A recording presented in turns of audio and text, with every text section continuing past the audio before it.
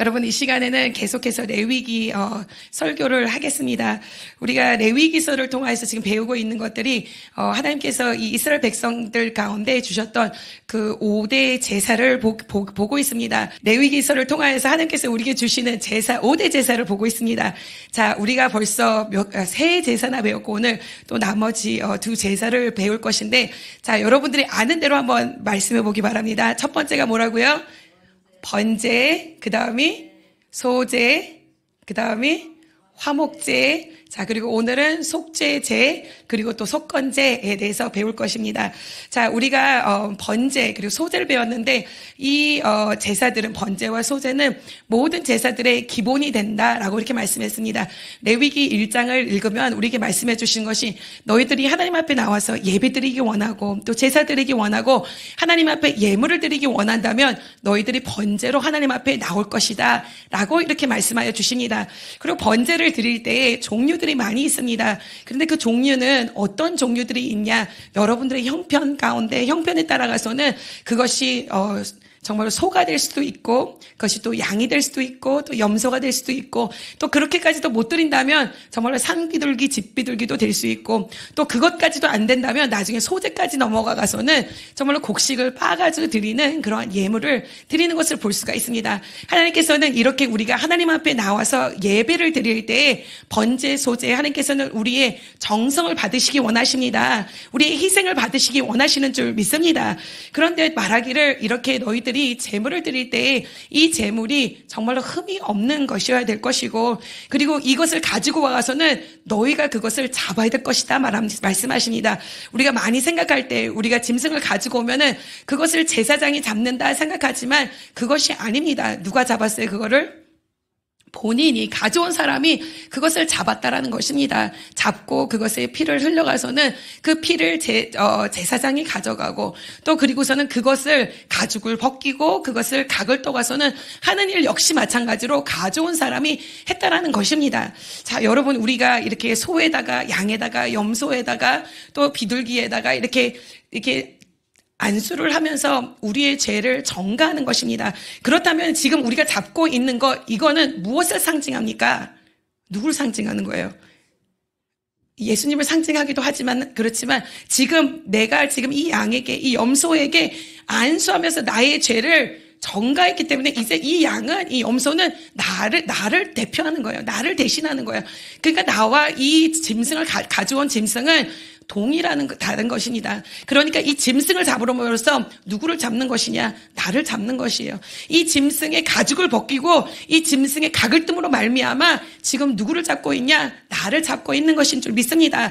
여러분, 우리가 정말로 하나님 앞에 나와서 예배를 드릴 때 정성껏 드려야 될 줄 믿습니다. 희생의 제사를 드려야 될 줄 믿습니다. 나를 잡는 그런 예배가 되어야 될 것이고, 나를 정말로 쪼개는 그런 예배가 되어야 될 것이고, 하나님 앞에 나의 전부를 드릴 수 있는 그런 예배가 되어야 될 줄 믿습니다. 번제를 가지고 오면 다른 제사와 다르게 이것은 정말로 이 가죽 외에는 다 피를 흘리고서는 조각조각을 내고 해가서는 모두를 전부를 다 불태우는 것이 번제였어요. 이게 예배의 기본이라는 것입니다. 그렇다면 오늘날 우리가 예배를 드리러 온다면은 정말로 뭐를 드리는 거예요? 우리의 전부를, 나를 드리는데 나의 전부를 하나님께 드리는 그런 예배가 될 줄 믿습니다. 우리가 와서 예배를 드리긴 드리는데 마음 한쪽은 여기 와 있고 마음 한쪽은 집에 있고, 우리 원장님이 가끔가다 계셔. 명동에도 가 있고, 미국에도 가 있고, 딸네 집에도 가 있고, 또 저 사무실에도 가 있고, 막 이렇다고 말씀하시는데, 하나님께서는 그냥 일부분만 받으시기 원하시는 것이 아니라, 정말로 예배를 드릴 때 번제가 되어서 우리의 전부를 드리는 그런 예배를 받으시기 원하시는 줄 믿습니다. 근데 이 제사를 볼 때, 번제를 보니까 피를 흘려요. 피가 있어야지만, 정말로 그 예배가 되는 것이고, 또 여기서 뭐가 있어야 되냐? 불이 있어야 되는 것입니다. 이것을 다 태워가서는 드릴 때 이것을 갖고 이것이 화제다라고 말합니다. 불의 제사다라고 말씀하시면서 이 불의 제사가 향기롭게 하나님 앞에 올라가면서 그것이 하나님 앞에 흠량하게 드려지는 냄새가 된다, 향기가 된다, 아로마가 된다라고 이렇게 말씀해 주신 것을 볼 수가 있습니다. 예배에는 뭐가 있어야 되냐? 피 흘림이 있어야 될 줄 믿습니다. 이 피 흘림을 누구를 상징합니까? 예수 그리스도를 상징하는 줄 믿습니다. 그리고 꼭 그 제사에는 뭐가 있어야 되냐? 불이 있어야 될 줄 믿습니다. 이 불은 무엇을 상징합니까? 성령님을 상징합니다. 성령의 불을 상징하는 줄 믿습니다. 오늘 우리가 이렇게 예배를 드리는데 이 가운데 예수 그리스도의 보혈이 흘러나기를 넘쳐나기를 축원합니다. 또 더 나가서 그냥 예수 보혈 그것뿐만 아니라 우리에게 필요한 것은 무엇이냐? 성령의 불이 이 자리에 임하기를 간절히 축원합니다. 성령님을 체험하시는 여러분들이 되시기를 간절히 축원합니다. 예수 그리스도를 믿고 교회를 다닌다고 하지만 예수 그리스도의 보혈의 피를 아직까지도 잘 모르는 사람들이 있고 또 예수 그리스도의 보혈의 피는 아는데 성령님을 모르는 사람이 있어요. 그러나 하나님께서는 우리가 하나님의 사랑을 알기 원하시고 또 예수 그리스도의 보혈의 피 그 은혜를 알기 원하시고 더 나가서 이제는 예수 그리스도를 안다면 성령의 불이 임하는 우리들의 삶이 되기를 원하시는 줄 믿습니다. 그렇게 살아갈 때 우리의 전부를 드릴 수 있는 예배를 하나님께 올려드릴 수 있는 줄 믿습니다. 자, 그리고 이 모든 것을 가지고 오는데 짐승을 드릴 수 있는 형편이 안 되면은 하나님 앞에 예배를 드릴 때, 예물을 드릴 때 하나님께서 소재, 이 곡식을 빻아주셔도 하나님 앞에 드릴 수 있다 말씀하셨습니다. 그러니까 여러분들이 내가 없어서 못 드립니다. 그런 말은 절대 할 수 없는 거예요. 하나님께서는 그 형편껏 보셔가서는 소 안 돼? 그러면 양 드려. 양 염소도 안 돼? 그러면 비둘기라도 드려. 비둘기가 또 안 돼? 그러면 너 곡식이라도 빻아줘 와라. 라고 이렇게 말씀하십니다. 그러니까 하나님께서는 우리의 희생을 받으시기 원하시는 줄 믿습니다. 이 곡식을 가져다 드리는데 아주 곱게 빻아야 된다고 말했어요.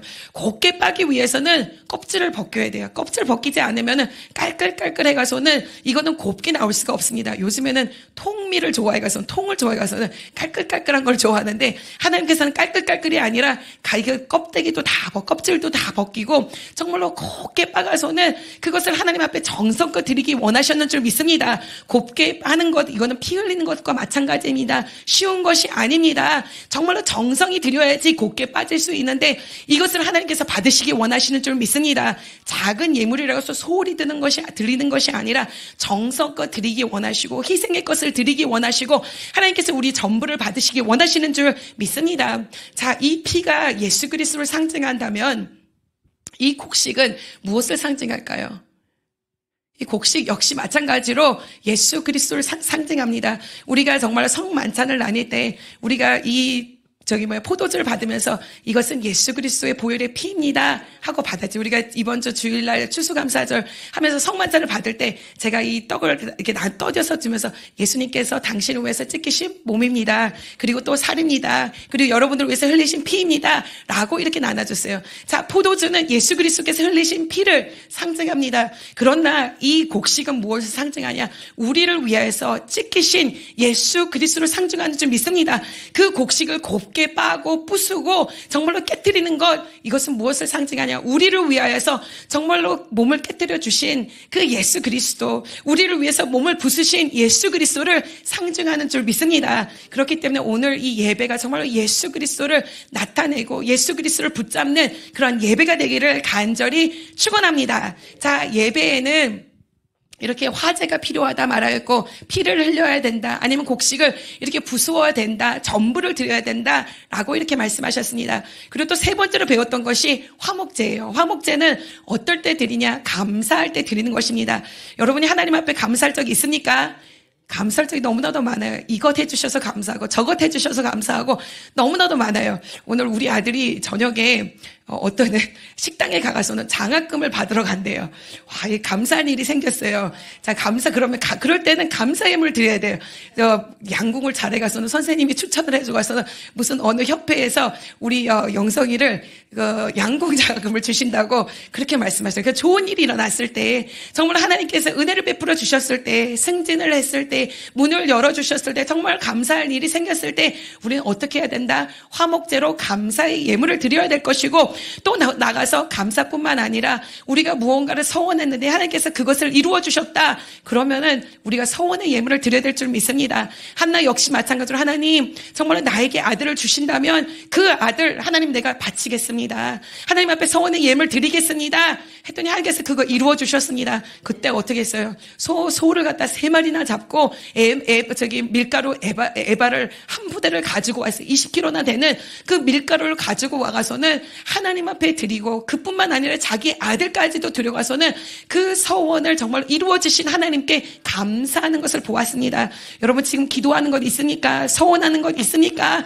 하나님께서 그것을 이루어 주실 때 우리가 무엇을 해야 돼요? 서원의 감사 예물을 드리시는 여러분들 되시기를 간절히 축원합니다. 또 더 나아가서 이 화목제에서 정말로 너희가 자원에 가서는 또 예물 드리라고 하는데요. 낙헌제라고도 합니다. 낙헌이라는 것은 기쁘기 때문에 감사하기 때문에 그냥 감사가 흘러나기 때문에 드리는 예물이에요. 무엇인가 꼭 무슨 일이 일어나가서는 감사한 것이 아니라 그냥 그저 감사한 거예요. 여러분 그저 감사할 적 있습니까? 정말로 하나님을 사랑하기 때문에 하나님 안에 거하기 때문에 그저 감사한 여러분들이 되시기를 간절히 축원합니다. 정말로 소소한 것에도 감사할 수 있는 우리들이 되어야 될 줄 믿습니다. 오늘도 이렇게 숟갈을 뜰 수 있는 그 자체만으로도 너무나도 감사될 것이고 볼 수 있는 것으로도 감사될 것이고 걸을 수 있는 것으로도 감사될 것이고 이렇게 소소하게 하나님께서 나에게 감사한 마음을 주었을 때 즐거운 마음을 주었을 때 하나님께서는 너는 하나님 앞에 예물 드리고 하나님 앞에 나와서 예배 드리고 하나님 앞에 정말로 화목하는 너가 되라 라고 이렇게 말씀하여 주십니다. 그래서 그 예물을 하나님 앞에 드립니다. 근데 그 예물은 하나님께서 다 받으시진 않으세요. 피를 받으시고 그리고서 하나님께서는 기름만 받으십니다. 이렇게 내장이나 이렇게 몸의 부분에서 가장 기름이 많은 그 부분은 하나님께서 받으십니다. 그리고 말씀하시기를 피와 기름은 너희 것 아니다. 이것은 내 것이다 라고 말씀하십니다. 이것은 몸에서 가장 좋은 것이기 때문에 또 피는 생명을 상징하기 때문에 이건 너희 것이 아니라 나의 것이고 나에게 드렸을 때 내가 흠량하게 받는다라고 이렇게 말씀하십니다. 그리고서는 나머지는 하나님께서 다시 돌려주셔요. 어저께도 보니까 우리가 하나님 앞에 성료를 드렸는데 또 우리 성료 다 같이 나눠 먹었잖아요. 그게 화목제예요. 그 무엇이냐 하나님 정말로 이 한 해도 이렇게 추수할 수 있도록 축복하여 주시고 감사할 거리들이 많을 수 있도록 해주셔서 감사합니다 하고 하나님 앞에 화목의 예물을 드렸어요. 그리고 하나님께서 받으실 거 받으시고 나머지는 어떻게 하냐 우리가 다 같이 나눠 먹는 거야. 정말로 주일부터 지금 막 저기 동네 다니면서 제가 떡 나눠주고 바나나 나눠주고 막 이러면서 정말 이웃들과 같이 나누고 또 어저께는 이런 것도 나누고 여러분 사라다 먹는 거 여기서 다 나왔던 거 그거 사라다가 만든 거예요. 자, 이렇게 하면서 하나님께서 서로 나눠 먹으라고 다시 돌려주십니다. 왜냐하면 너가 지금 하나님과도 이 예물을 드리면서 감사하고 화목하고 하나님과 평강이 이루어졌지만 이건 너만 갖고서는 너와 나만 그 간직하고 있는 것이 아니라 이 감사함을 이 화평을 모두에게 같이 나누기 원하시는 줄 믿습니다. 제사장과 그것을 나누기 원하였고 서로 정말로 교인들이 나누기 원하였고 그 이웃들이 나누면서 하나님의 사랑, 하나님의 은혜, 하나님께서 주신 감사를 나누는 우리들이 되기를 원하신 줄 믿습니다. 여러분 항상 화목제를 드린 여러분들이 되시기를 간절히 축원합니다. 하나님께 정말로 감사하며 정말로 제사를 드리고 감사하며 나갈 수 있는 여러분들이 되시기를 간절히 축원합니다. 자, 그리고서는 네 번째로 오늘 속죄제에 대해서 말씀하여 주십니다. 자, 이 제사는 이 예배는 무엇이냐? 우리가 죄를 짐으로 말미암아 이 죄를 해결하기 위하여서 드리는 제사인 것을 예배인 것을 볼 수가 있습니다. 우리가 예배를 드리러 나올 때에 죄로 인하여 가서는 하나님과 나와 관계가 막혀 있습니다. 그렇기 때문에 그 관계가 뚫어져야 될 것입니다. 그 담이 허물어져야 될 것입니다. 그렇기 위해서 우리가 드리는 것이 무엇이냐? 이 속죄제인 것을 볼 수가 있습니다. 자, 4장 1절을 한번 펴보시기 바랍니다. 자, 4장 1절 읽어보겠습니다.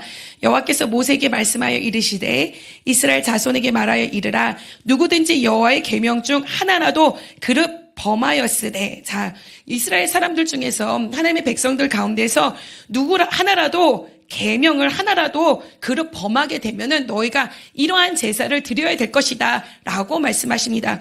여러분 우리가 하나님의 백성으로 살아갈 때에 계명 하나 정도 어길 수 있을까요 없을까요?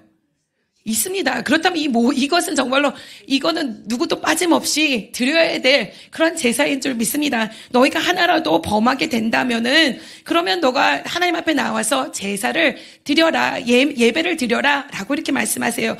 그러면서 4장에서 우리가 볼 수 있는 것은 무엇이냐? 하나님께서 어떠한 이렇게 개별의 사람들이 하나님 앞에 이 속죄제를 드려야 되는지에 대해서 말씀하여 주십니다. 3절을 보니까 제사장이 만일 하나님 앞에 이 율법을 범죄하였을 때 어떻게 그 제사를 드려야 되는지에 대해서 말씀하여 주시는 것을 볼 수가 있어요. 그러니까 제사장이 죄를 지었을 때 어떻게 속죄의 예배를 드려야 되는지. 자, 그리고서 13장을 보니까 만일 이스라엘 온 회중이 죄를 지었을 때, 그러니까 한 사람이 아니라 그렇게 공동체가 같이 죄를 짓게 되는 경우, 그때 하나님 앞에 나가서 어떻게 속죄 죄를 지어야 될지에 대해서 속죄 죄를 사함을 받아야 될지를 대해서 말씀하여 주십니다. 자, 그리고서는 22절을 보니까 족장이 죄를 지었을 때, 그러니까 하나님의 리더들이 정말로 지파마다 그 족장들이 있었는데, 그 족장들이 리더들이 죄를 짓게 되면은 그들은 어떻게 하나님 앞에 나가서는 속죄하고 어떻게 예배와 예물을 드렸는지에 대해서 말씀하여 주십니다. 그리고 27절에 가서는 보니까 만일 평민의 한 사람이 여호와께 계명 중 하나라도 부지 중에 범하면 어떻게 또 예물을 드려야 될지, 어떻게 그 죄를 사함을 받아야 될지에 대해서 말씀하여 주십니다. 자, 첫 번째가 뭐라고요? 첫 번째가 제사장, 두 번째가 이스라엘 온 회중, 그리고 또 세 번째가 족장, 그리고 네 번째가 평민. 자, 이런 사람들이 죄를 지었을 때 어떻게 해야 될지에 대해서 말씀하여 주십니다. 자, 여러분, 이 죄의 삭은 뭐라고 우리가 배웠습니까? 로마서에서. 사망입니다. 자, 당연히 이들이 죄를 지었다면은 사망해야 될 것입니다. 죽어야 마땅할 것입니다. 그런데 하나님께서 이 죄를 지었을 때 그 죄를 죽는 것이 아니라 사함을 받을 수 있는 그 통로를 이 구약 성경에서 이들에게 허락하여 주신 줄 믿습니다. 오늘 우리는 그래도 너무나도 감사한 게, 이것을 계속 읽으면서 생각하는 게 너무나도 감사하다. 내가 오늘 제사장으로 부름을 받았다면 여러분들의 죄를 같이 소도 잡아주고 양도 잡아주고 오늘 여기가 막 진짜 피바다가 돼야 될 텐데, 그래도 그렇게 우리가 하지 않아도 되는 역사를 주셔서 너무나도 감사한 줄 믿습니다. 오늘 우리는 무엇으로 속죄를 받습니까? 누구의 피로? 예수 그리스도의 보혈의 피로 말미암아 우리가 속죄함을 받게 하여 주시니 너무나도 감사한 줄 믿습니다. 자, 이렇게 제사장이 죄를 지었을 때 그는 무엇을 바치라 말씀하시냐? 자, 우리가 3절 아까 읽었는데 3절 후반절을 보니까 이렇게 말씀합니다. 자, 흠 없는 수송아지로 속죄물을 삼아 여호와께 드릴지니라 라고 이렇게 말씀하십니다. 자, 송아지를 그러니까 이게 송아지를 드리는 것이에요. 그런데 보니까 4절을 읽어보니까 이 수송아지를 회막문 여호와 앞에 끌어다가 그 송아지의 머리 안수하고 그것을 여호와 앞에서 잡을 것이요. 번제 드릴 때도 이렇게 하는데 거기다 안수를 하고 그것을 잡고서는 그 다음에 이 잡은 것을 가지고 어떻게 하나, 5절을 보니까 기름 부음을 받은 제사장들은 그 수송아지의 피를 가지고 어디로 들어가요? 회막으로 들어간다 말씀하십니다. 이 번제랑은 좀 다른 것을 볼 수가 있어요. 회막으로 들어가서는 어디 앞에 쓰냐? 6절을 보니까 그 제사장이 손가락에 그 피를 찍어 여호와 앞 곧 어디에? 성소의 휘장 앞에 7번 뿌릴 것이다. 자, 이제 회막으로 들어가는 것이에요. 그리고서는 성소에서 휘장 앞에서 뭐를 뿌린다고요? 피를 몇 번 뿌려요? 7번을 뿌리는 것입니다. 이 7번이라는 것은 이 완전수를 말합니다. 그러니까 이 피를 뿌림으로 죄사함을 받기 위해서 7번 뿌리는 것을 볼 수가 있고, 또 7절을 보니까 제사장은 또 그 피를 여호와 앞에서 회막 안 어디다 뿌려요? 번제 때는 제단에다 뿌렸는데 여기는 어디에다가? 향단의 뿔들에 바르고 그 송아지의 피 전부를 회막 문 앞 어디에 쏟는다? 번제단 밑에 쏟는 것을 우리가 볼 수가 있습니다. 자, 회막 앞에서 성소 휘장 앞에서 7번을 뿌리고, 그리고서는 이제 나가서는 향단 뿔에다가 또 바르고, 그리고 나머지는 번제단에 쏟는다. 또 이거는 쏟는다라고 번역을 할 수도 있고 아니면 붓는다라고 또 번역이 될 수가 있습니다. 붓고 하면서 이 피를 갖다가 정말로 피 범벅이라고 말하는데 정말로 피 범벅하면서 나가는 것을 볼 수가 있습니다. 자, 피는 죄값은 사망이기 때문에 피 흘려야지만이 이 죄사함을 받을 수 있기 때문에 나의 피가 아니라 지금 짐승의 피로 인하여서 하나님 죄 사해 주시옵소서 하며 이렇게 정말로 피를 뿌리는 것을 우리가 볼 수가 있습니다. 자, 그리고 나가서는 이제 그 송아지를 어떻게 하냐? 자, 우리가 화목제 때를 한번 기억해 보세요. 어떻게 보면 화목제랑 거의 비슷한 그런 유형인 것을 우리가 볼 수가 있습니다. 자, 8절을 읽어보겠습니다. 시작. 또 그 속죄의 제물이 된 수송아지의 모든 기름을 떼어낼지니 곧 내장에 덮인 기름과 내장에 붙은 모든 기름과 두 콩팥과 그 위에 기름 곧 허리 쪽에 있는 것과 간에 덮인 커플을 콩팥과 함께 떼어내되 화목제 제물의 소에게서 떼어냄 같이 할 것이요 제사장들은 그것을 번제단 위에 불사를 것이며. 아멘. 자, 이 화목제를 드릴 때 그렇게 했던 것처럼 하라는 것입니다. 자, 이 몸에서 가장 기름이 많은 이 내장과 뭐 콩팥과 이런 것을 떼가서는 그것은 어디다가 불타와 오른다?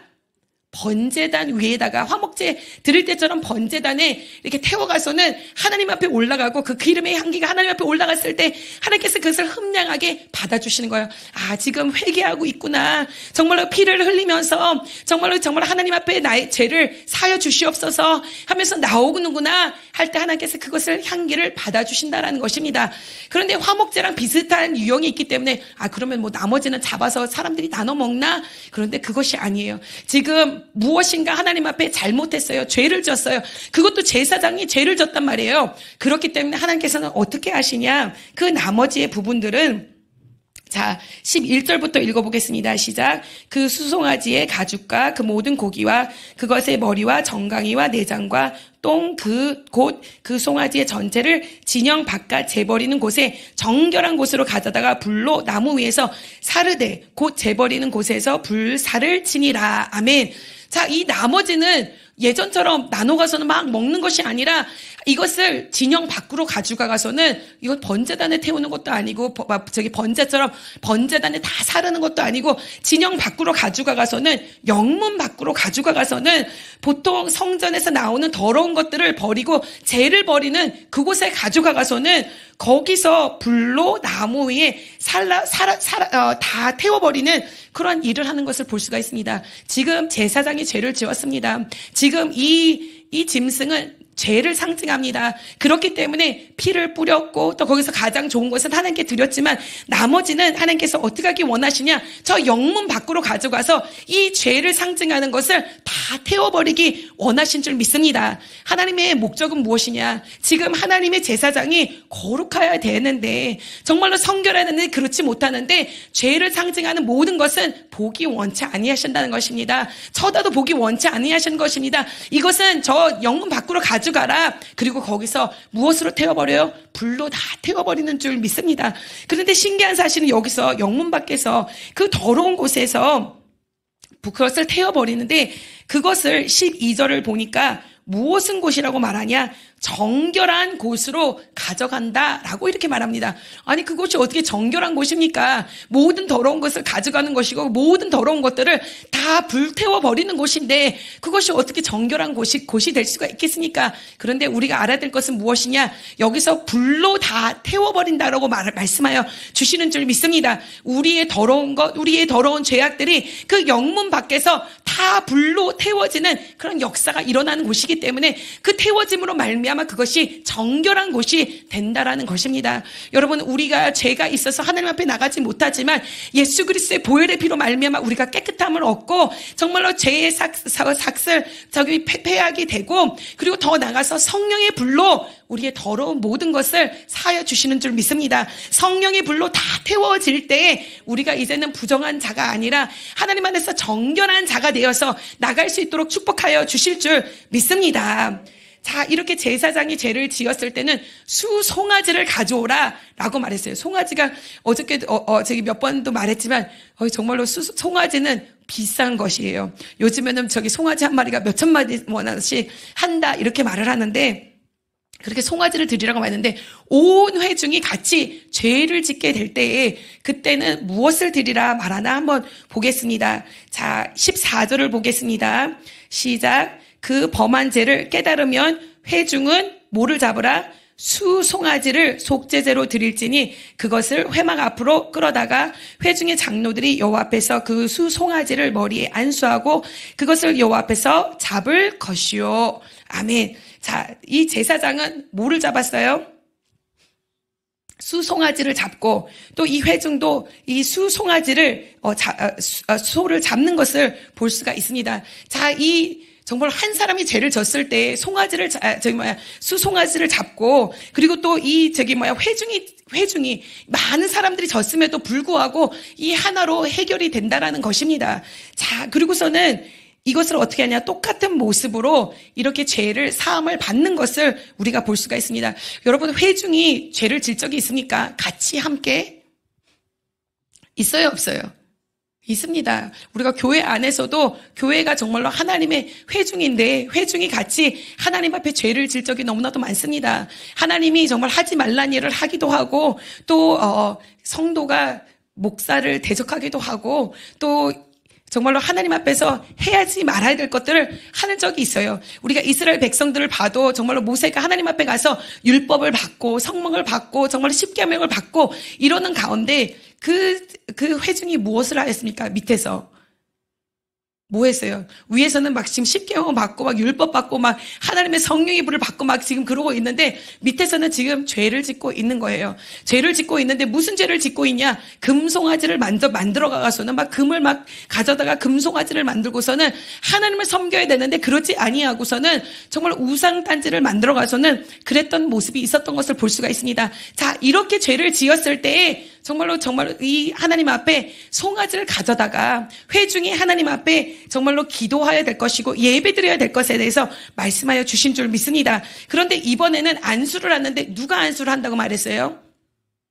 회중이 죄를 지면은 누가 15절에 회중의 장로들이, 그러니까 회중의 리더들이 나와가서는 거기다가 이 모든 사람들의 죄를 정말로 대변해 가서는 거기다 안수를 하고서는 그 수송아지를 잡는 것을 볼 수가 있어요. 여기도 마찬가지로 피를 가져다가 이 정말로 회막에 들어가서는 그 휘장 앞에서 7번 피를 뿌리고 또 이번에는 향단의 뿔이 아니라 18절을 보니까 제단 뿔에다가 그 피를 바르고 그 다음에 이 번제단 밑에다가 그 피를 또 붓고 그렇게 가서는 이번 역시 마찬가지로 이 제사장이 그랬던 것처럼 하나님 앞에 기름을 다 태워가서는 하나님 앞에 제일 좋은 것, 가장 기름진 것을 드리는 것을 볼 수가 있습니다. 그리고서는 20절을 읽어보겠습니다. 시작. 그 송아지의 속죄제에 수송아지에게 한 것 같이 할지며 제사장이 그것을 회중을 위하여 속죄한즉 그들이 사함을 받을지니라. 그리고선 21절도 읽어보겠습니다. 그는 수송아지를 진영 밖으로 가져다가 첫 번 수송아지를 사람같이 불사를 찌니 이는 회중의 속죄제니라. 아멘. 자, 그러니까 이 똑같은 방식으로 피를 뿌리고 똑같은 방식으로 기름을 하나님 앞에 올려드리고 똑같은 방식으로 또 불사르는 것을 볼 수가 있습니다. 이 예배 역시 마찬가지로 정말로 피의 예배였던 것을 볼 수가 있고 또 더 나가서 이 예배 역시 마찬가지로 불의 예배로 모든 죄를 피로 말미암아 또 불로 말미암아 사함을 받게 된 줄 믿습니다. 여러분, 오늘 우리가 정말 예수 그리스도의 보혈의 피로 또 성령의 불로 죄 사함을 받는 그런 역사가 일어나기를 간절히 축원합니다. 자, 그러고 나가서는 이제 족장이 죄를 짓게 되면 어떻게 해야 될지 22절부터 말씀해 주시는 것을 볼 수가 있습니다. 자, 22절에 말씀하시고 23절에 그 족장은 또 뭐를 가져와야 된다 말했어요. 제사장이 했을 때 수송아지 가져오고 회중이 그 많은 사람이 했는데도 하나의 수송아지가 대표를 해가서는 가져왔고 이 족장이 했을 때는 뭐를 가져오라?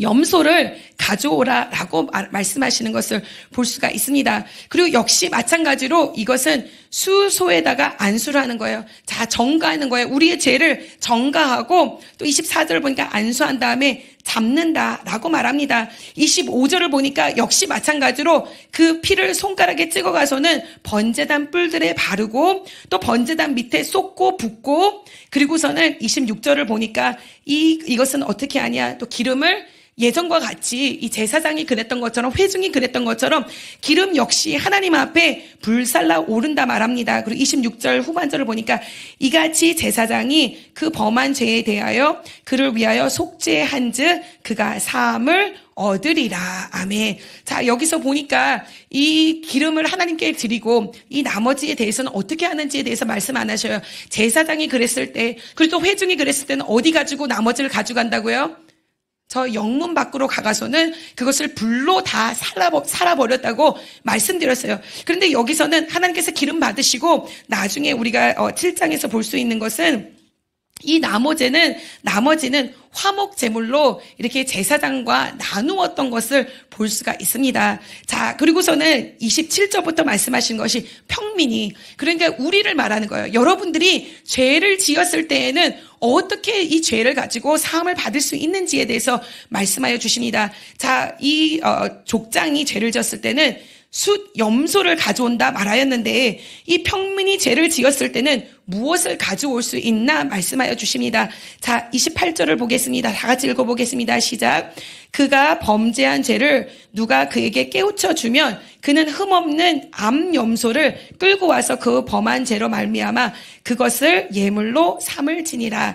자, 보니까 암 염소를 가지고 오고 또 32절을 보니까 어린 양을 가지고 올 수 있는 것을 우리가 볼 수가 있습니다. 그리고 더 나아가서는 만약에 이것도 가져오지 못한다면 오늘 아까 읽었던 5장 6절을 한번 보시기 바랍니다. 자, 다 같이 읽어보겠습니다. 시작. 그 잘못으로 말미암아 여호와께 속죄제를 드릴 때에 양떼의 암컷 어린 양이나 염소를 끌어다가 속죄제를 드릴 것이요 제사장은 그의 허물을 위하여 속죄할지니라.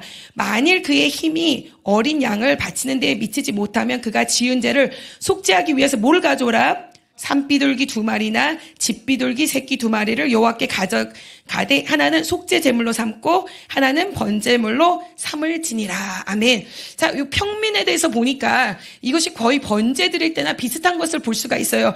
너희들이 죄를 지었을 때는 암 양이나 암 염소를 가지고 와라. 그것이 처음이지만 그러니까 처음으로 가져올 것은 그거예요. 근데 혹시 그것을 가져올 형편이 되지 아니한다면은 산비둘기 2마리나 집비둘기 2마리. 그런데 그것도 되지 않는다면은 뭐라 말씀하시냐? 번제 때 속죄 때 말씀하셨던 것처럼 자 11절을 보겠습니다. 자, 읽어보겠습니다. 11절 시작. 만일 그의 손이 산비둘기 2마리나 집비둘기 2마리에도 미치지 못하면 그의 범죄로 말미암아 고운 가루 10분의 1 에바를 예물로 가져다가 속죄 제물로 드리리니 이는 속죄 제인즉 그 위에 기름을 붓지 말며 유황을 놓지 말고 드릴지니라. 아멘.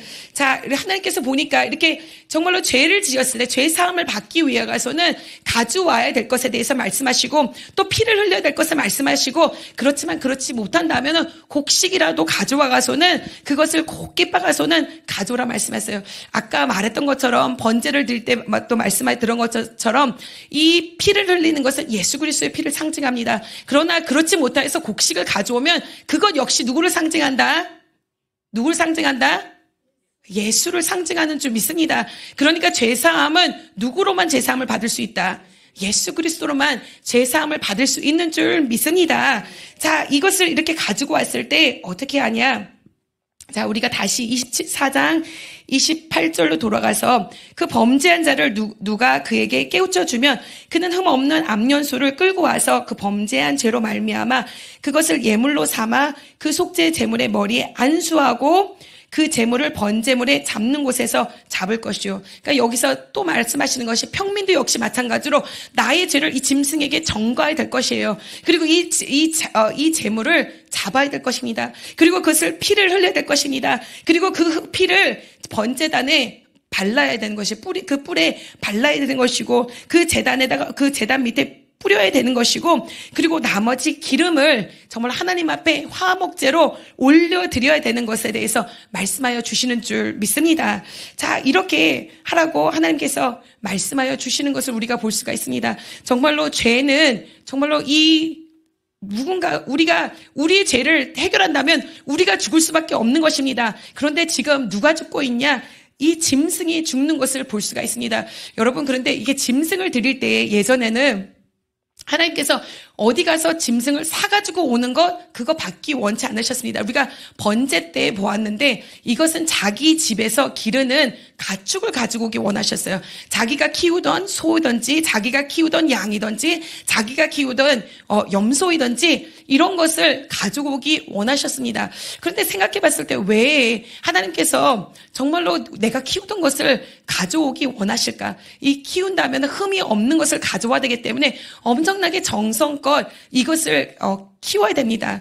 예전에도 말씀드렸는데 어떤 사람들은 이 흠없는 것을 드리기 위해서 이 양이나 염소 같은 경우는 집에서도 키웠다라고 합니다. 그래야지 흠이 없기 때문에, 그래야지 구별되기 때문에, 그렇기 때문에 가장 하나님께 좋은 것을 드릴 수 있기 때문에 정말로 집에서, 집 안에서까지 키웠던 모습을 볼 수가 있어요. 그런데 여러분 한번 생각해 보십시오. 내가 키웠던 것을 잡아가서는 하나님 앞에 드린다 생각해 보십시오. 여러분 짐승을 한번 키워보셨나 모르겠어요. 강아지를 키워보든지 고양이를 키워보든지 내가 정말로 정성껏 길렀던 것을 잡는다 한번 생각해 보십시오. 저희들이 미국에서는 뜰도 너무 넓고 그러니까 동물을 키웠어요. 강아지를 키웠어요. 강아지를 키우는데 얼마나 저기 하는지 나중에 여기 한국으로 오는데 그 강아지를 다른 집으로 보내주는데 이게 그냥 동물을 보내주는 게 아니더라고요. 있을 때는 몰랐는데 나중에 보내주는데 그 막내를 보내주는 것 같은 그런 느낌이 들더라고요. 근데 한번 생각해 보시고 그냥 떨러 보내는 것도 아니고 지금 이제 이 동물을 잡아가서는 피를 흘려가서는 하나님 앞에 드리는 것입니다. 이렇게 하나님께서 왜 하셨을까라는 생각했을 때 이 죄가 얼마나 심각한지를 우리에게 말씀하여 주기 원하시는 줄 믿습니다. 정말로 하나님의 아들인 독생자 예수 그리스도를 우리를 위하여서 피 흘려 죽이신 줄 믿습니다. 정말로 우리의 하나인 짐승을 잡아 죽이는 것 같은 줄 믿습니다. 저희 파울로 목사님의 동생이 밑에 있는 동생이 몬타나에 지금 살고 있는데 그 집에 뭐가 있냐면 양들을 키우고 있어요. 그 뜰에다가 양을 키우고 있어요. 미국은 뜰이 넓어가서는 잔디를 이렇게 깎아주는데 거기는 저기 몬타나는 소도 키우고 뭐 이렇게 이런 것이 아주 한 곳이라 가서는 양을 키우는 거야. 그러면은 풀을 누가 뜯어먹냐? 이 잔디 깎기가 하는 것이 아니라 양들이 다 그것을 뜯어먹습니다. 그런데 가끔 가다가 양을 한 마리씩 두 마리씩 잡아요. 그리고서는 그것을 잡은 그 고기를 갖다가 그 냉장고에 이렇게 쟁겨놓는 것을 볼 수가 있습니다. 그런데 이 동생이 그 얘기를 해주더라고요. 이 양들은 자기의 이름을 다 알아요. 그리고 부르면은 그 많은 양들 중에서 그 이름을 듣고서는 옵니다.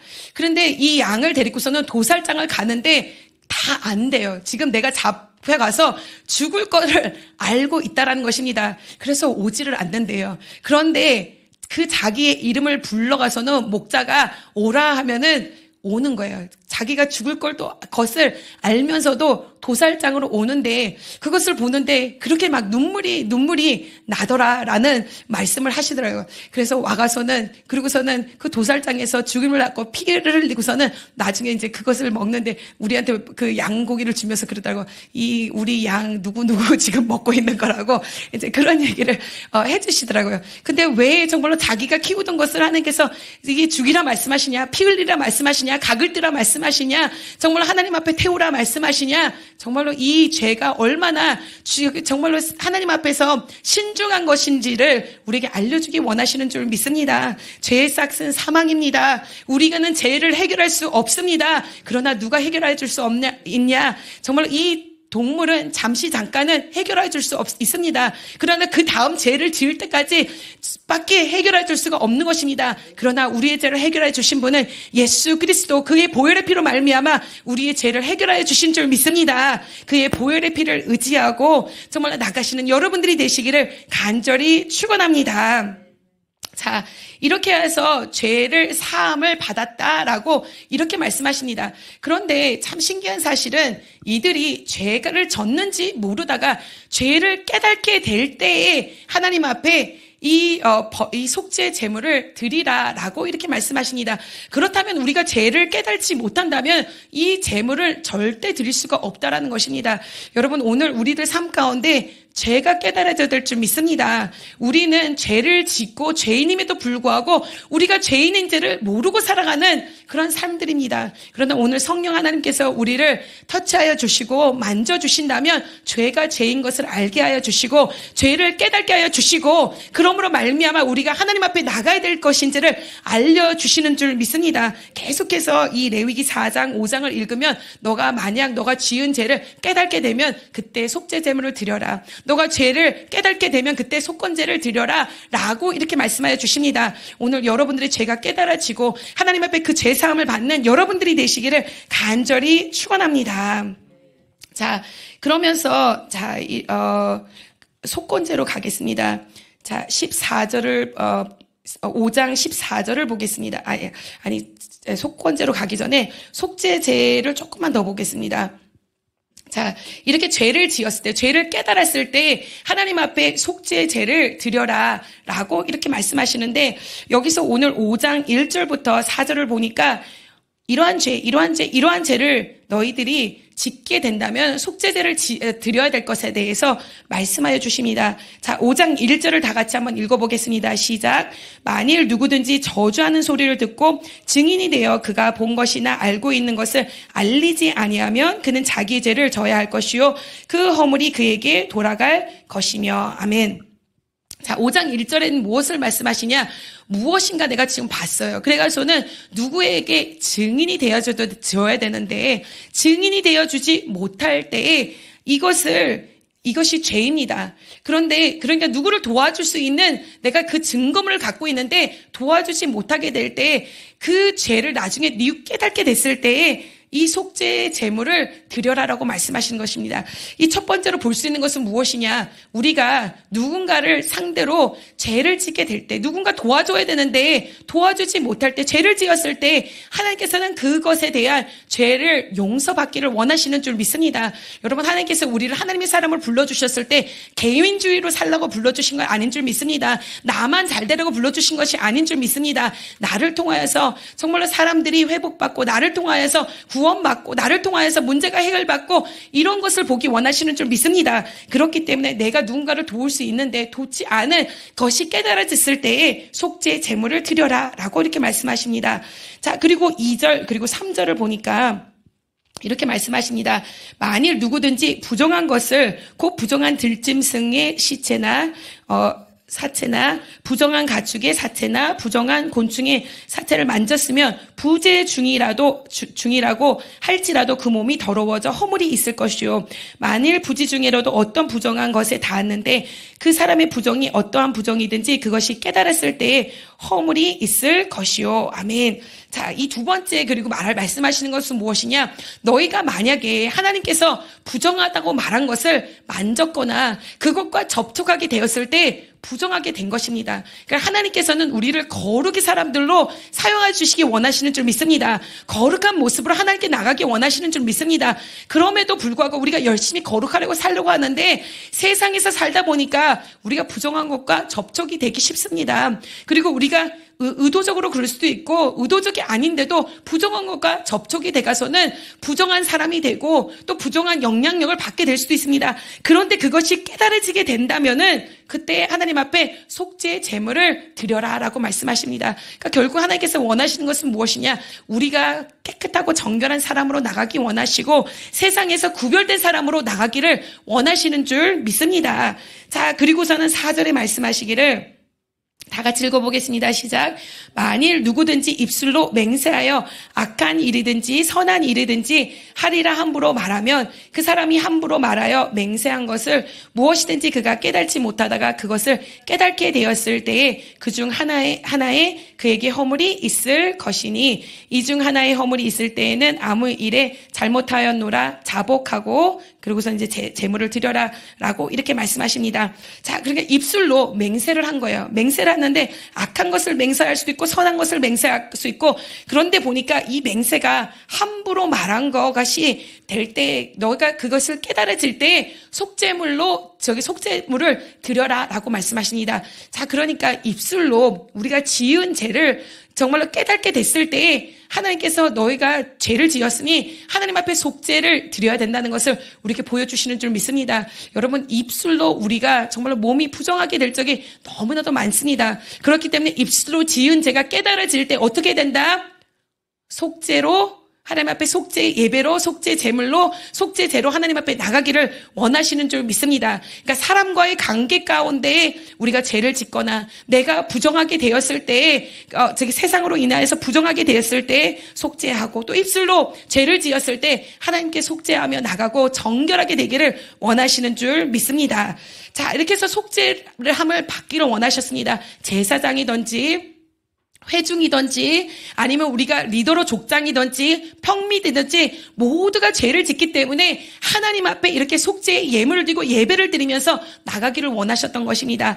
그리고서는 속건제에 대해서 말씀하세요. 속건제가 약간 헷갈릴 수도 있어요. 왜냐하면 속죄제랑 너무나도 비슷해 보입니다. 왜냐하면 이것도 하나님 앞에서 죄를 진 것이기 때문에. 그런데 이 죄는 어떠한 죄를 말하냐? 자, 이 죄는 무엇인가에 손상을 입혔을 때 짓는 죄에 대해서 말씀하여 주시는 것입니다. 자, 14절, 15절을 읽어보겠습니다. 5장 14절, 15절.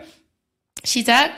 여호와께서 모세에게 말씀하여 이르시되 누구든지 여호와의 성물에 대하여 부지 중에 범죄하였으면 여호와께 속건제를 드리니 내가 지정한 가치를 따라 성소의 세겔로 몇 세겔은 은에 상당한 흠 없는 숫 양을 양떼 중에서 끌어다가 속건제로 드려서 성물에 대한 잘못을 보상하되 그것은 5분의 1을 더하여 제사장에게 줄 것이요 제사장은 그 속건제의 수량으로 그를 위하여 속죄한즉 그가 사함을 받으리라. 아멘.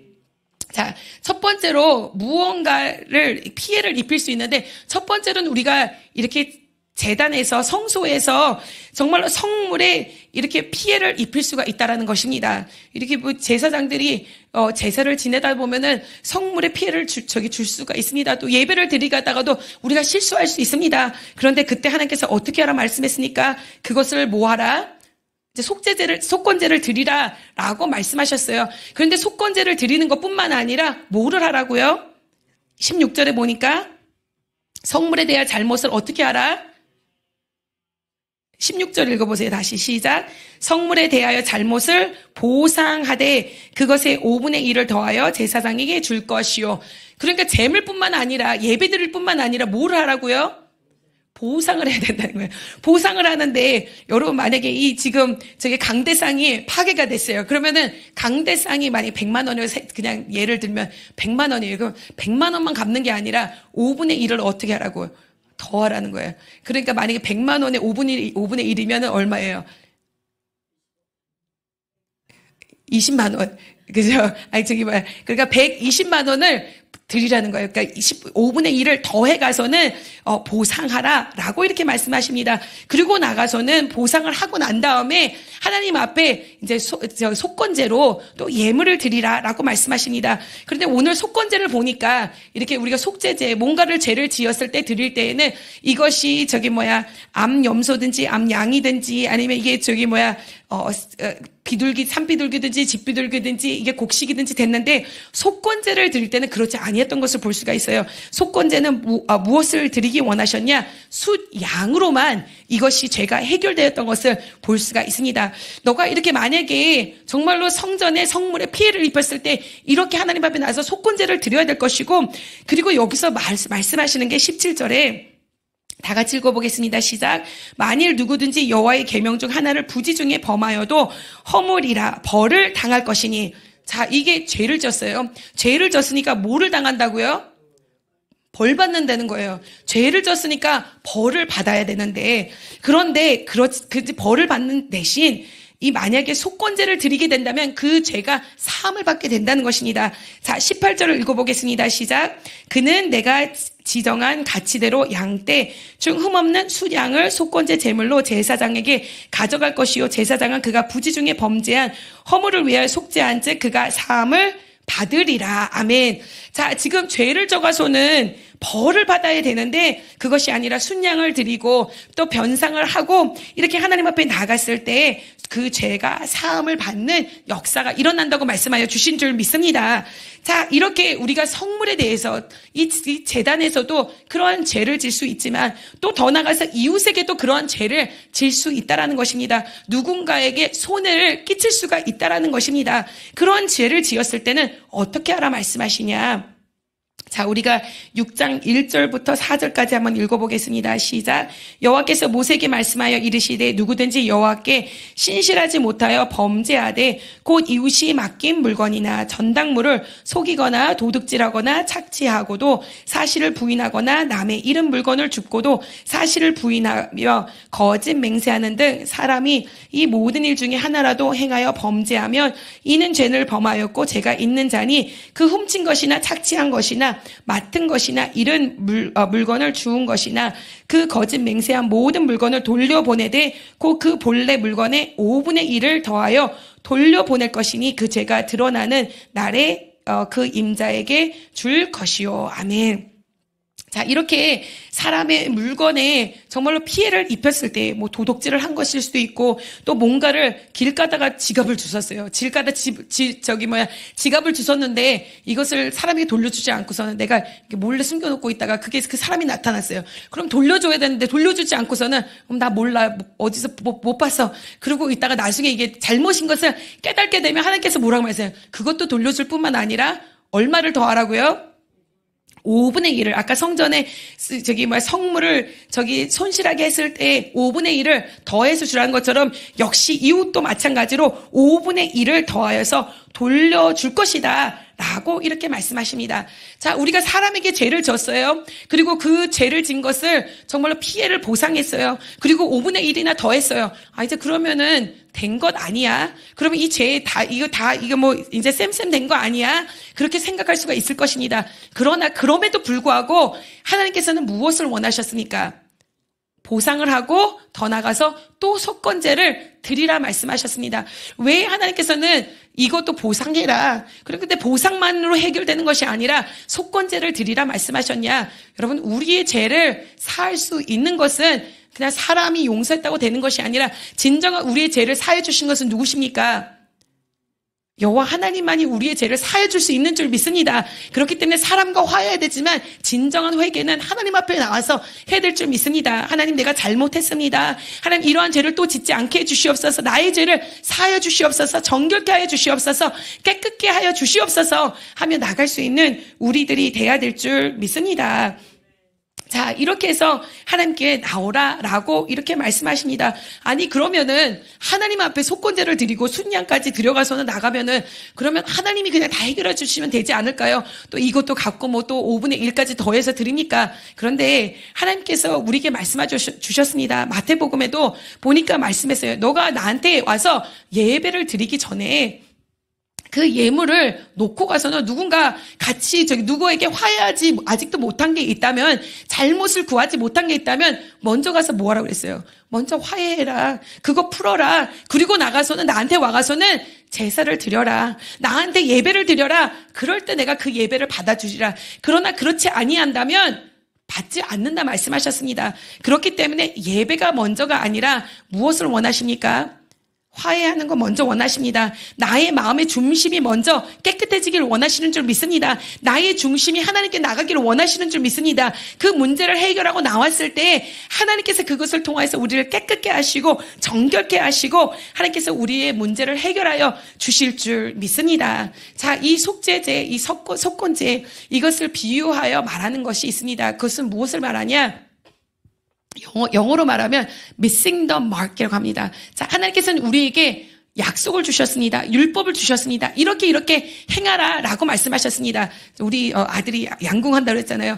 양궁을 하면은 딱 중심, 것에 중심을 맞춰야 돼요. 그것이 원칙입니다. 이 율법도 역시 마찬가지로 중심을 맞춰야 돼요. 조금이라도 빗나가면 그것이 죄라는 것입니다.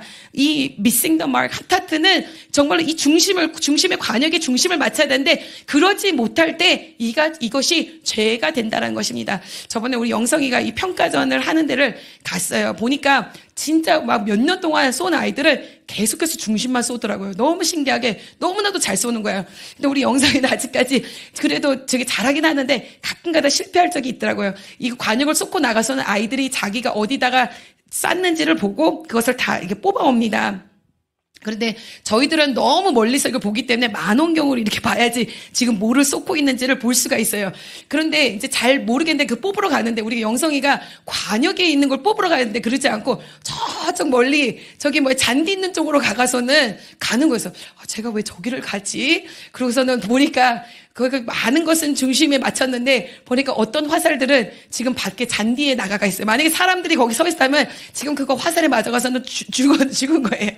자, 그것이 죄라는 것입니다. 관역에 맞춰야 되는데 관역에 맞추지 않고 지금 빗나갔다. 그것이 죄인 줄 믿습니다. 자, 이 죄를 정말로 우리가 하나님 앞에 나와서 사함을 받아야 될 줄 믿습니다. 오직 여호와만이 이 죄를 사해 주실 수 있는 줄 믿습니다. 오직 여호와만이 정말로 우리의 죄를 깨끗게 씻겨 주실 수 있는 줄 믿습니다. 여러분, 우리가 하나님 앞에 나오기를 원합니다. 예수 그리스도의 보혈의 피로 하나님께 나오기 원하고, 또 우리가 성령의 불로 정말로 우리의 죄가 사해지는 그런 역사를 보기 원하는 줄 믿습니다. 이 성산, 이 제단이 정말로 예수 그리스도 보혈의 피의 성산인 줄 믿습니다. 성령의 불의 성산인 줄 믿습니다. 그렇기 때문에 여러분들이 정말로 하나님 앞에 나와가서는 나의 죄를 아뢰고, 하나님 나의 죄를 정말로 예수 그리스도의 보혈의 피로 해결하여 주시옵소서, 사하여 주시옵소서 할 때 예수 그리스도의 보혈의 피로 여러분들의 죄가 정결함을 받게 되고, 정말로 여러분들이 해결받지 못하였던 그것들 하나님께서 정말로 성령의 불로 깨끗하게 씻겨주시고 만들어 주실 줄 믿습니다. 여러분, 히브리서 10장을 마지막으로 보기 원합니다. 자, 히브리서 10장을 보겠습니다.